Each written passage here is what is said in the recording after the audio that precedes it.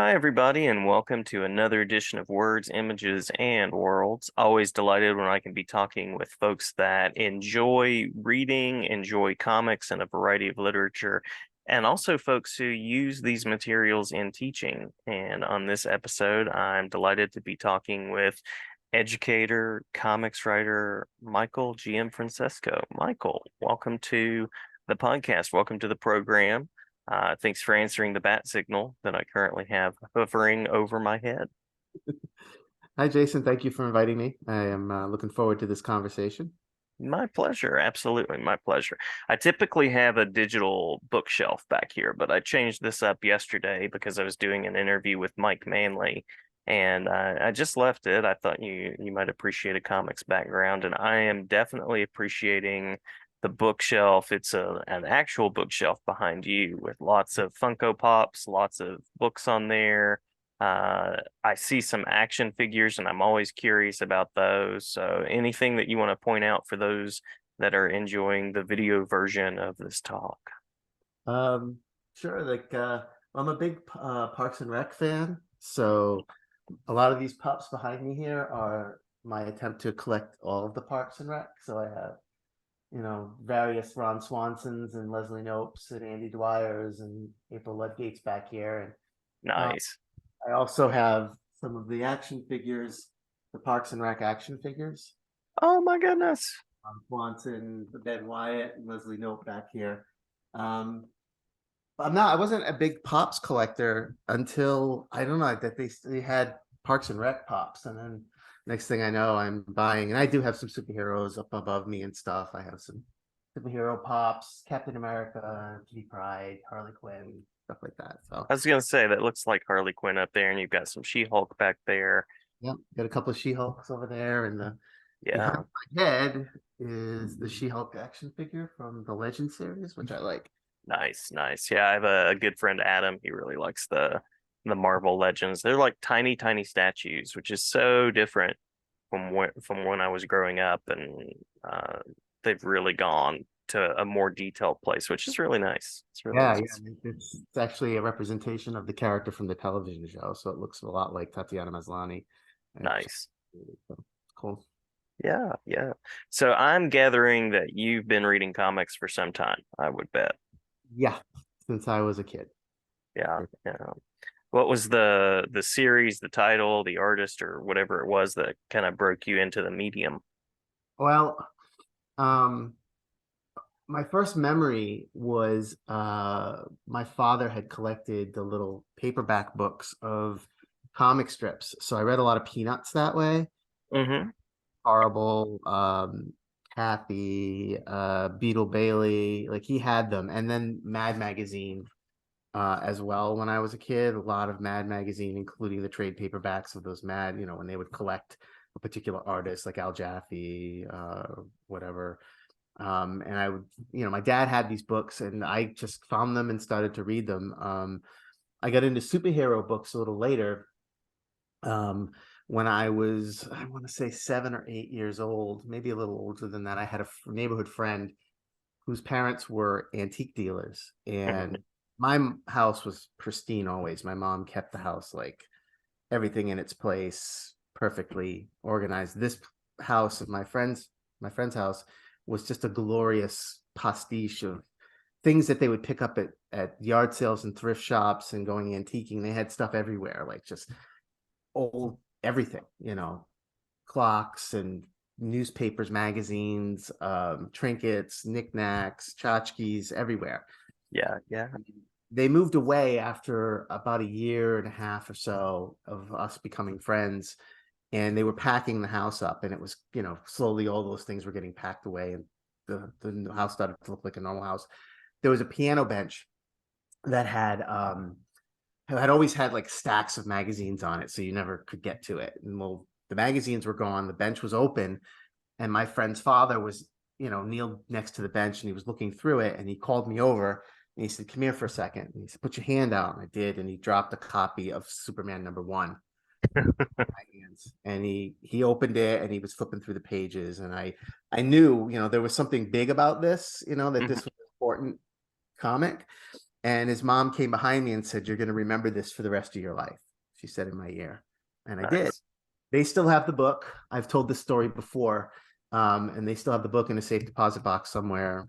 They've moved away, and I'm not going to say who they are or anything, because but it was that was a big memory. And from there I was hooked on superhero books. I would read in the stacks in the library, public library. I would go and I would find the trade paperbacks of the classic Marvel and DC books, like those old first runs, from the 40s, 50s, and 60s of those books. So, Spider-Man, Fantastic Four, Superman, Wonder Woman, Flash, X-Men. And I would just read those over and over again in the stacks. There was only a handful of them there. And I just, my love for it grew from there, and I collected comics from that point on. Awesome, awesome, awesome. Yeah, the safety deposit box probably a better choice than the piano bench, but Yeah, that's cool. I'm just picturing like this golden halo around this book, like yeah, it coming was into your life. pretty big deal. Yeah, yeah. So I also know that you teach, and I think I know the answer to this question, but I'm curious to hear your answer and the way you go about it. Um, Comics in the classroom, is that a thing? Does that happen? Is Oh, that okay? I mean, I've been doing it for 20 years. I've been teaching with comics for 20 years. In fact, this year, the last couple of years, I've taught a class called the Modern Graphic Novel, which is all the texts are comics, or comic related. So, yes, comics in the classroom. Yes, it's been my life's work to help other teachers, learn how to use comics in their classroom. Uh, Mm-hmm. Mostly through workshops and professional development opportunities that I've done for schools and for shows, doing panels at Comic Cons and educational conferences, curating those panels if I'm not on them myself, working with a group of other teachers around the country. We have an organization called LitX, which it's basically just a cohort of teachers who believe that pop culture and comics and pop culture, music, movies, television, um, can be utilized as part of your regular curriculum and built into your curriculum. The X in LitX is a variable, right? So literature can be anything. So I that like it. name comes from. Um, so we've done professional development opportunities at shows like in Seattle. We did C2E2 in Chicago, Emerald City in Seattle. We've curated many panels in San Diego over the years. We've done New York Comic Con. We've done Denver Pop Culture Con. Mm-hmm, mm-hmm. Just, and then we've also done NCTE and ALA, even Gen Con. We've done panels for gaming, teaching with gaming and stuff. So we're relaunching this year because now that we've kind of officially stepped far enough away from the pandemic to not have to really worry about whether shows are going to cancel. We're relaunching this year in New York Comic Con, hopefully with several panels there. We're waiting to see how that's going to shake out, and just kind of like re-inviting teachers to come back to the shows and Nice. join us on workshops and panels where we show you specific details on how to use comics. So we're bringing a lot of new teachers in to help us with that, creators as well that we've worked with over the years, and new creators too that can want to kind of create inroads with educators. Love it. So San Diego's like is it a week away? Is that right? Yeah, we're not doing anything with San Diego this year. Oh, okay, Kind okay. of snuck up on us, but New York, I think, is going to be where we're gonna to do a lot of stuff. I am on the East Coast, so San Diego is kind of a difficult trip for me. It's expensive. Mm-hmm, mm-hmm. Um, we have done stuff with San Diego, and we have friends that are currently presenting in San Diego as part of their educational run. So I would encourage you to attend any sessions. I believe they do something at the public library on one of the days there that week during that 4 or 5 days of the show.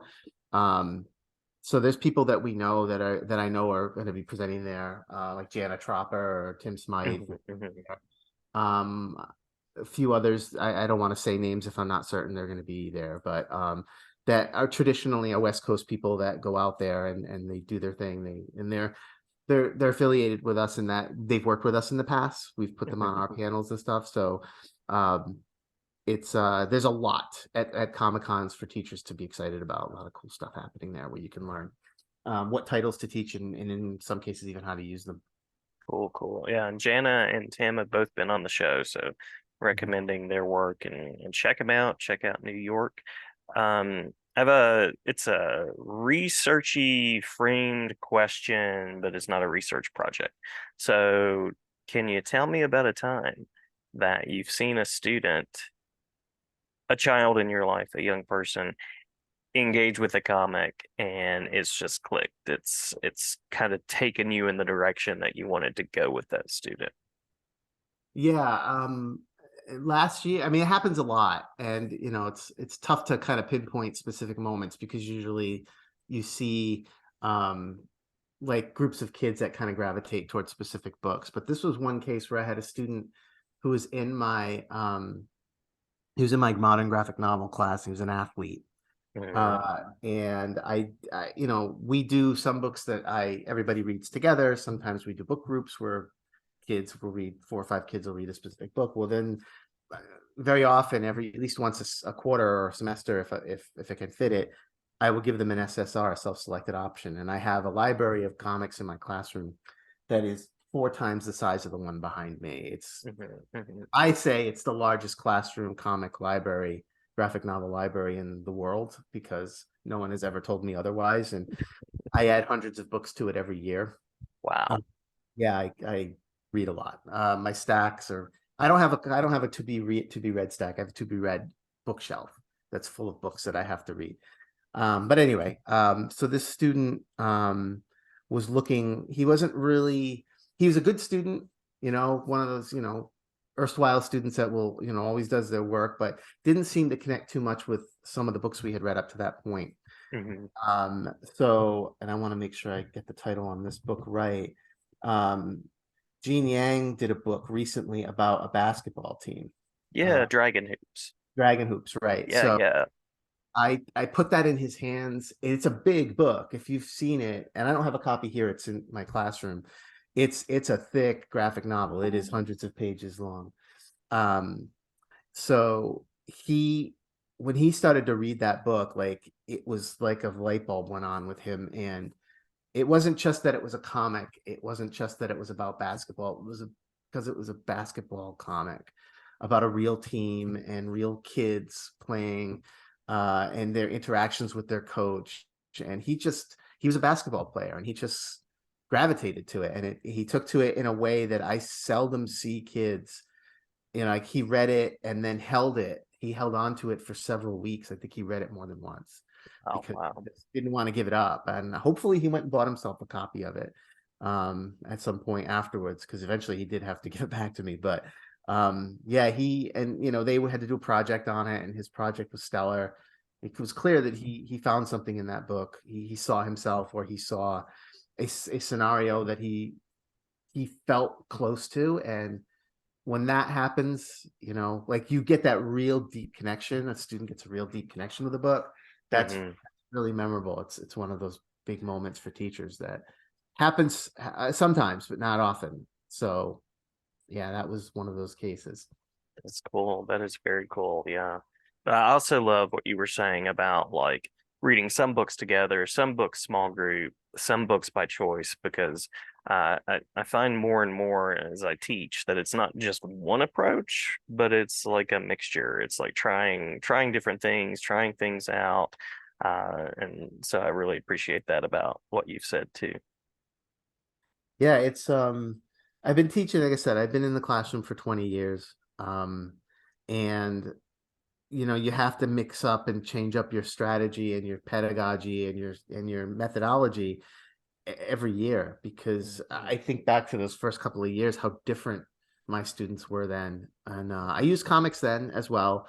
I didn't have as much of a handle on how to tie comics. I was early in my career and I just loved comics and I thought everybody else should. Hmm. Isn't Hmm. enough. I have a friend, Eric Callenborn, who's part of my LitX group with me and close friend and teacher, the department head in Chicago public schools. And he says he has this theory about hugging yourself. He says you can't hug yourself. When hugging yourself means like you love what you love and you want everybody else to love what you love. You can't just give a kid a book because you love it.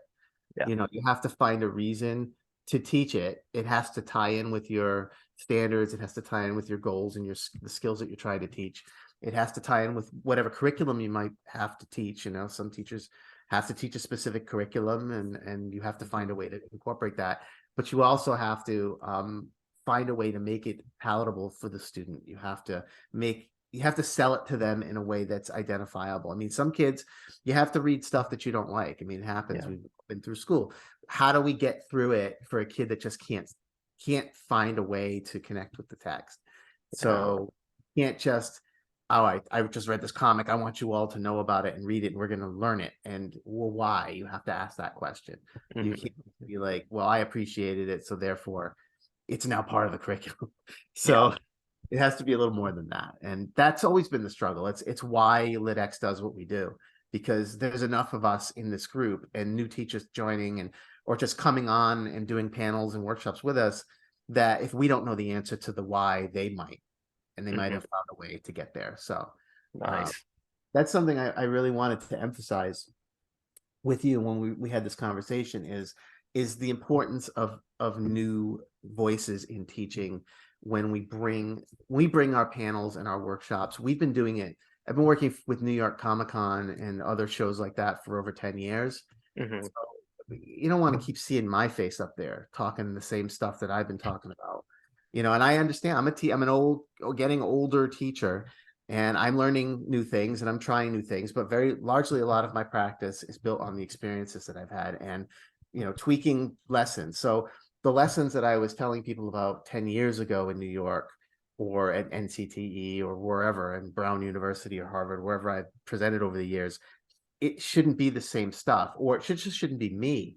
There should Hmm. be another teacher there, other teachers there that have newer ideas, younger teachers or teachers that are new to the profession or new to teaching comics that have had a new victory and want to share that. So that's something we've been really talking about as a group, the LitX group as a group, like since we're going to come back to doing this in person again. Because we used to do it a lot. We used to would go 3 weeks in a row. I traveled to Chicago, then to New York, then to Seattle, then to, Denver. I'd be always on a plane going somewhere. If we're going to start doing that again, maybe it's better if it's not always us, right? So when Yeah. you have a spotlight, when you get opportunity to, like we have, because we've worked with New York and we've worked with these shows that trust us and will say, okay, here's some panels for you to do. I feel like as an educator, it's my responsibility to shine that spotlight, not on myself, but on new young teachers, because Hmm. I've earned the right to be trusted by these organizations. So it doesn't just mean that it's going to be me all the time. It's going to be Yeah. me or Eric or Ronell or the same people over and over again. We want to bring new teachers. We want to direct that spotlight to teachers that haven't, just are new into the field and are winning. Yeah. They're winning at teaching through comics. And so I feel like that's important. We never got into this to be famous. We never got into this to be, household names or anything. We got into this because we want to help other teachers. Yeah. And I feel like the best way for me to do that is when I hear colleagues and other teachers around the country are having these successes, if they're in those regions and they're willing to come out to the shows, we want to put them. So anybody watching this, if you are in or around New York, Chicago, Seattle, San Diego, or any Comic Cons in your region, we want to help you get on stage and get on panels so that you can share what you know with other Love that. people. We know how to do it, so and we're trying to get your voices heard too. So That's awesome. sorry to go off on a little bit of a tangent there, but No, that's great. That's great. I love the community aspect of that. I love education and community. I feel like that's the best way to go about all of this. There's enough competition out there without adding it in unnecessary places. And I also love the idea of bringing new voices and kind of paying it forward. So I really like that a lot. I appreciate that you added that. oh sure, and Yeah. like this is education. Education is not a competition. Exactly. Should never be. It's why Race to the Top was such a nightmare for teachers. Like it's not about competition. It's about success, and it's about every kid, every student achieving and improving. Yeah, You know? So that's kind of always been the struggle of education is emphasizing that, right? The old adage, you can't measure a fish's ability to climb a tree. Like I don't know if I'm saying that right, but you get I the like it. I like it. Yeah. you can't measure a fish's success by its ability to climb a tree. Every student has their own strengths, and we want to see how far they can come. Hmm. Not they should all get to this point at the Yeah. same time, at the same pace. So that's why competition. We shouldn't teachers in this very small pond of comics in the classroom. We don't compete with each other. When one of us Hmm. succeeds, we all succeed. At least that's how I see it. If someone Exactly. has a great deal of success, that's good for everybody because that means more teachers are getting exposed to this information, and more students are benefiting from that. Absolutely. Absolutely. So with the idea of new voices, I was going to ask about titles, authors, current go-to comics that are out in the field that you might want to share about. Yeah, I did have a list, but I don't have it with me. But I do have there's a couple of really great books. Claribel Ortega put out a book called Frizzy, which Hmm. if I have a copy here. I don't think I do. It just won one of the EGL awards, Excellence in Graphic Literature Awards. Well Which, deserved. yeah, I was on the jury for that one. So that's a great book. It's a it's a book about a young Latina girl who has trouble with her hair. Hmm. It's a really cool story that opens up, I think, opportunities for having a diverse part of classroom library that's diverse, and kind of a subject matter that not all of us can understand from a personal perspective. But Hmm. it's one of those stories that I feel is important, that helps people connect. That's part of diversity. I was talking to somebody else earlier this week about this. Part of diversity in your classroom, and why it's important to have diverse titles from diverse creators about diverse characters, is because that's the best way for us to understand one another, is to read each Hmm. other's stories, right? So I mean, that's kind of the meaning of life, right? We tell stories, and we read stories. So if you want to understand what it's like to be a young girl in that situation, you can read that book, and you may never really get a complete understanding of what it's like to be in that person's shoes, but you'll hear their story, and I think that's important. um Absolutely. some of the other newer books is another book called Button Pusher, um Hmm. which is a middle grade. Tyler. Yeah, Hmm. Tyler Page. Yeah. on the page. Yeah, you're better at the titles and authors than I am, so cool on you. But that one's another It's great. it's a collaboration. It's a Yeah, collaboration. it's about a kid. I think he grew up growing up in the '80s, and he is diagnosed with ADHD. It's his Hmm. own story. It's an autobiographical book, and I have a son with ADHD who is on medication for it, and it opened my eye. And I've been muddled in this for 12 years, since my son was born. I've seen what it's like to have a child with ADHD in your house, but I didn't know what it was like to be in his head, and Tyler's book allowed me to do that. Hmm. So that's another really great book to have on your bookshelf. I just finished this Impossible People by Julia Wertz. I don't know this one. This Now, looks this one amazing. may not go into a middle grade or even a high school classroom library. It is a bit adult, but it's a great book. Um, you could pull excerpts from this easily for Hmm. your classroom. She's been in the industry for a really long time. She's a comic artist. She did a strip years ago called Fart Party when she was like first starting out, which is an autobiographical strip. Now, this is her most recent book, and it's about her alcoholic recovery story that Oh, spans a couple of years. Like, her books have gotten pretty thick. There's something about Julia's style and the message of her books that I've always loved. So, I would recommend any book by Julia Wertz. Like I said, not all awesome. of them belong in your library. There's profanity in them, and some crude stuff for maybe not 100% classroom safe, but great books, just, to read.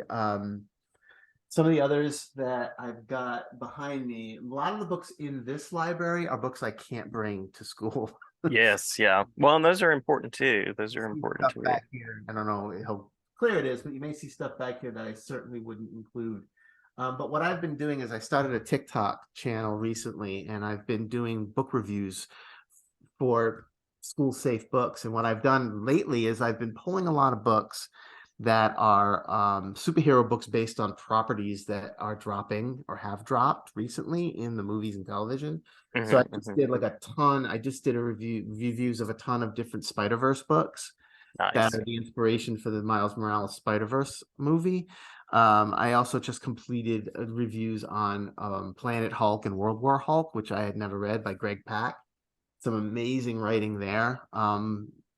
My students really gravitate towards books that they recognize the characters because of movies and television. So I bought a lot of She-Hulk books.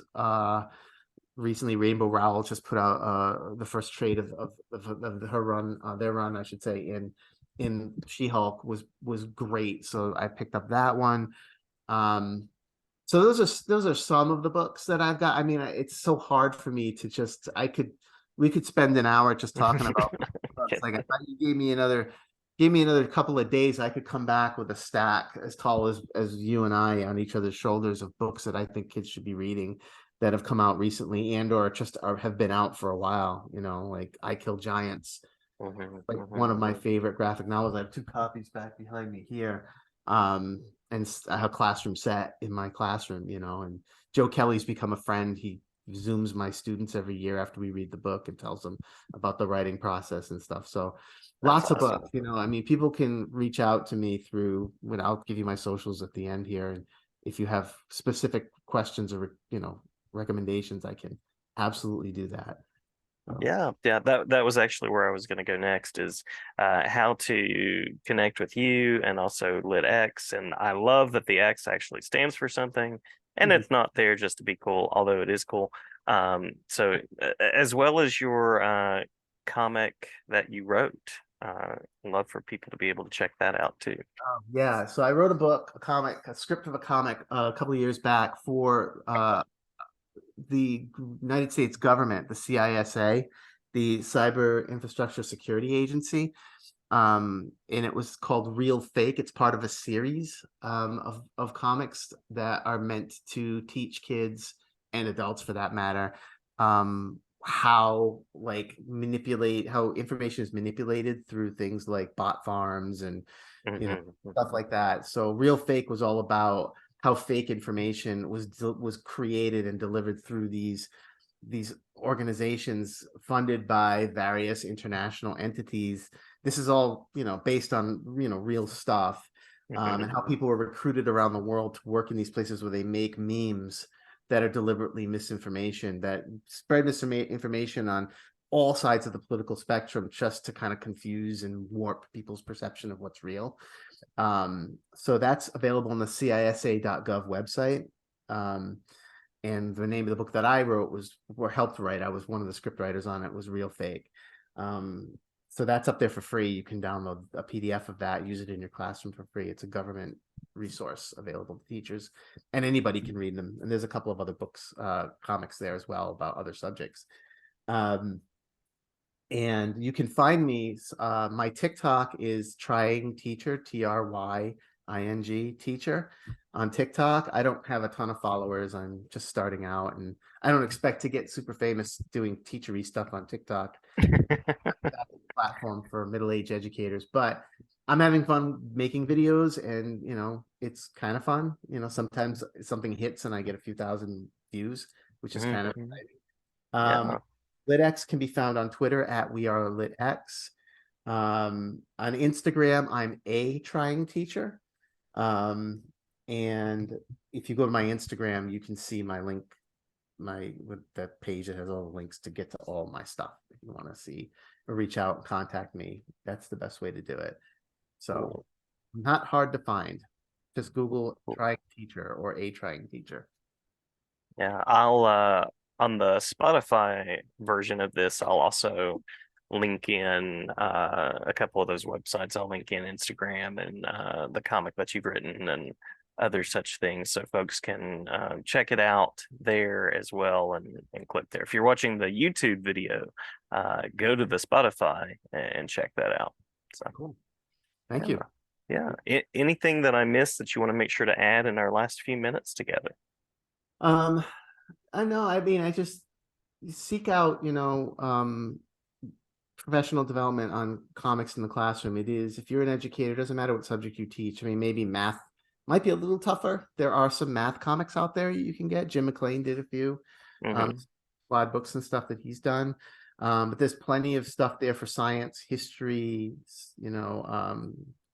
social studies, obviously literature for English classes, just about any subject. There are books that you can get that are translated into Spanish and other languages if you want to if you're teaching a foreign language class and you want to bring a comic into the classroom, that those visual cues can help with understanding the textual nature, a dialogue that may be in a different language. Hmm. Other than that, I appreciate you taking the time and talking to me. It's always a good time having conversations about this. And Yeah. come to New York Comic Con. I should be there with some of the LitX people. And if you're a new teacher and interested in presenting, you have something to say or a strategy you want to share, find me and reach out to me, and we'll figure out if we can find a way to give you a voice at one of our shows. One of the shows we do. Awesome, awesome. Speaking of teacher voice, I was just thinking too, talking about the wide variety of work that's available in comics. John Chad, who did the graphic novel history of pinball, has a book that really intentionally uses math. He's working on that right now, I think, or has just finished it. So I was just also thinking, if you're an educator that's listening to this and you're going, I wish they would make a graphic novel about fill in the blank, whatever it happens to be. I mean, I think it would be great to reach out to publishers. We're living in this age of comics boom. So, I mean, email First Second, email Random House Graphics, email Abrams Comic Arts, whoever it happens to be, whoever your favorite publishers are, bug them the same way that I bugged Kenner for Batman action figures when I was a kid, and send them those ideas so that they can go, hey, we need to get somebody on this. Yeah, yeah, for sure. And there's a lot of great books out there, and a lot of great publishers, as you mentioned. And if there's something that's out that isn't there that you think needs to be, write it. Yeah, You know, true, true, write it true. yourself. I'm actually toying with the idea. I've started manipulating some words to see if I can come up with an idea of my own. I'm not much of a writer. I don't know if I am. I think I did pretty well with the one comic I did write. You are indeed a writer. So I will So, say I don't know how much of one I am, but I am thinking about. I've got a story to tell, and I think I may be working on that in the next couple of years. Teaching is cool. exhausting and busy, so between those vacations and weekends, maybe I can pull something together. But don't Awesome. quote me on that. No promises. But in the meantime, I'll still be in the classroom doing what I do. So Love it. Love it. Love it. Well, thank you so much, and looking forward to seeing the steps that come, and thanks for the advocacy that you do. well, I appreciate, and thanks for giving me a voice here. Thank you. Absolutely. Glad to talk anytime. Thank you, Jason.